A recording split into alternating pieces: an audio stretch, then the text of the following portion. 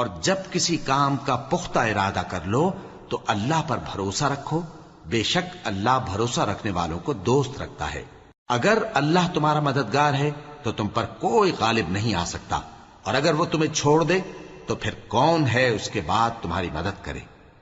اور مومنوں کو تو چاہیے کہ اللہ ہی پر بھروسہ رکھیں، اور کبھی نہیں ہو سکتا کہ کوئی پیغمبر خیانت کرے،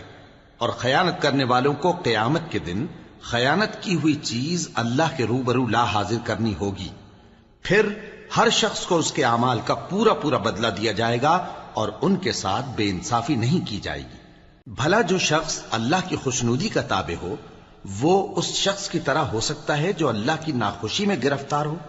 اور جس کا ٹھکانہ دوزخ ہے اور وہ برا ٹھکانہ ہے۔